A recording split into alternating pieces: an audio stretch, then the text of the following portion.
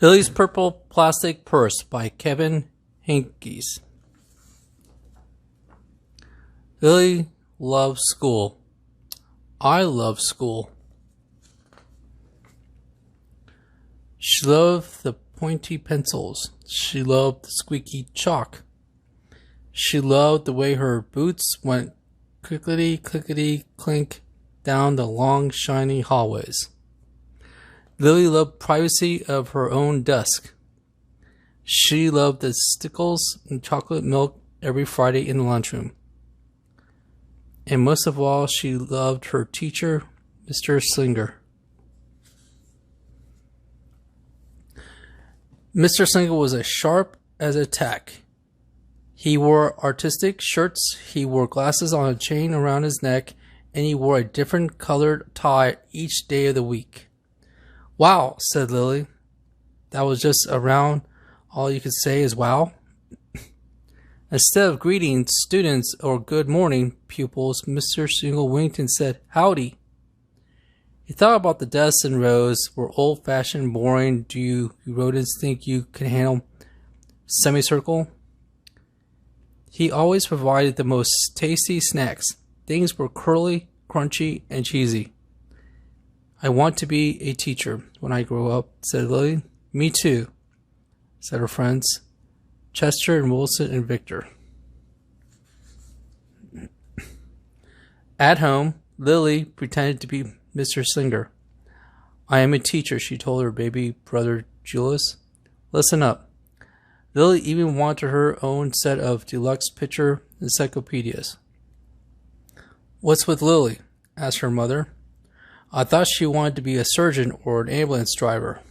Or a diva, said her father. It must be because of her new teacher, Mr. Slinger, said her mother. Wow, said her father. That was just about all we could say, wow. Whenever the students had free time, they were permitted to go to the light bulb lab in the back of the classroom. They expressed their ideas creatively through drawings and writing.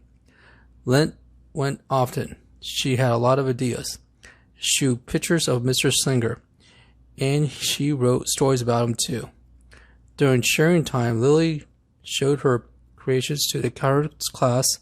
Wow, Mr. Slinger, that was just about all you could say, wow. And that was the very second Mr. Slinger said could hold starving elderly. When Mr. Singh had bus duty, Lilly stood in line even though she didn't ride the bus. Lilly raised her hand more from anyone else in the class, even if she didn't know the answer. And she volunteered to stay after school to clap erasers. I want to be a teacher when I grow up, said Lilly. Excellent choice, Mr. Slinger. On Monday morning, Lilly came to school especially happy. She had gone shopping with her Grammy over the weekend. Lilly had a new pair of movie star sunglasses, complete with glittery diamonds and a chain Mr. Slinger's. She had very 3 signed quarters. And best of all, she had a brand new purple plastic purse that played jaunty tune when it opened.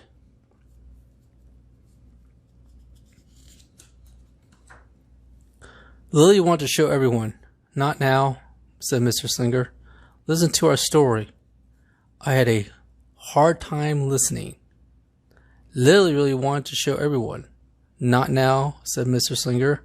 Let's be considerate of our classmates. Lilly had a hard time being considerate. Lilly really wanted to show everyone. Not now, said Mr. Slinger. Wait until recess or sharing time. But Lilly could not wait. The glasses were so glittery, the cords were so shiny, and the purpose played such a nice music, not to mention how excellent it was for storing school supplies. Look, Lilly whispered fiercely. Look, everyone. Look what I got. Everyone looked, including Mr. Slinger. It was not amused. I'll just keep your things at my desk until the end of the day, said Mr. Slinger. They'll be safe there, and then you can take them home. Lilly's stomach lurched. She felt like crying. Her glasses were gone. Her cords were gone. Her purple plastics were gone. Lily longed for her purse all morning long. She was even too sad to eat the snack Mr. Singer served before recess. That afternoon, Lily went to the light bulb room lab. She was very sad. She thought then she became angry. She thought she could some more, and then she became furious.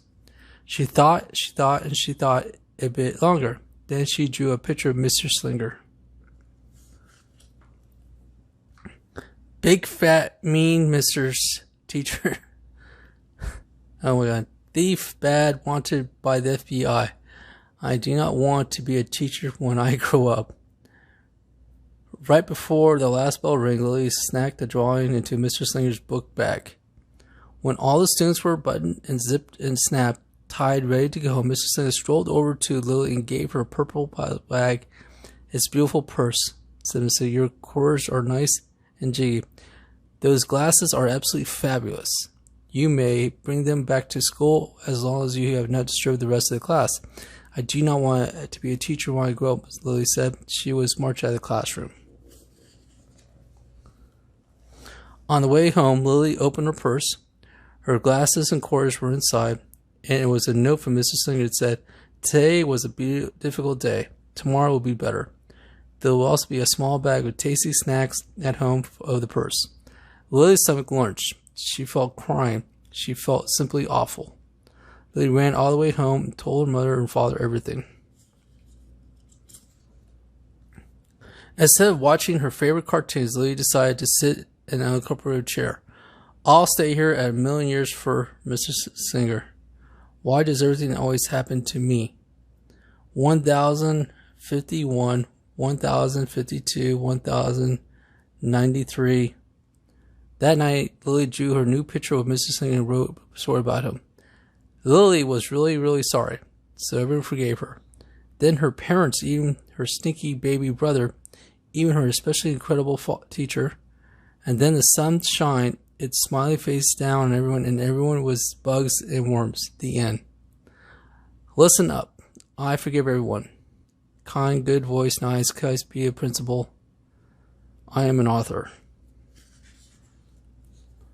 Lily's mother wrote a note, and Lily's father banked some tasty snacks for Lily to take to school the next day. I think Mr. Singh will understand, Lily's mother. I know he will. The next morning, Lily got to the school early. These are for you, Lily said, Mr. Singer, because I'm really sorry.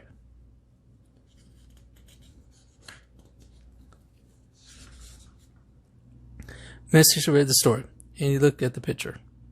And then he read the note, and he sampled the snacks. Wow, Mr. Singer, was just about all that you could say, wow. What do you think we should do about this? Said Mr. Singer. Could we just throw it away? Asked Lily. Excellent idea, Mr. Singer. It's like having an extra pocket with a radio inside. 3 quarters are even better than a dollar bill because they make noise. Glamorous protection from harmful rays. During the sharing time, Lily demonstrated that many users and unique qualities of the purple plastic purse, her shiny quarters, and her glowing movie star sunglasses. Then she did a performance using Mr. Props. It's called Interactive Dance. Mr. Singer joined in. Wow, the entire house. They were all about that. We could well say wow. Throughout the rest of the day, Lily's purse and quarters and sunglasses were tucked away safely inside her desk. She peeked at them and often did not disturb a soul. Right before the last bell rang, Mr. Singer served Lily snacks to everyone's delight. What do you want to do when you grow up, Mrs. Singer? A teacher responded. Lily's response was the loudest. Excellent choice, said Mr. Singer. As the pose filled out of the classroom, Lily held her purple classic purse to the close to heart. Mr. Singh was right. It had been a better day. Lily ran and skipped away and hopped, stayed away from home. She was happy, and then she would do what a teacher once she grew up. Accident, woo woo. That is, when she decided to want to be a dancer or a surgeon or an ambulance driver or a diva or a pilot or a hairdresser or a scuba diver. Hold still, the doctor's here, ready for takeoff.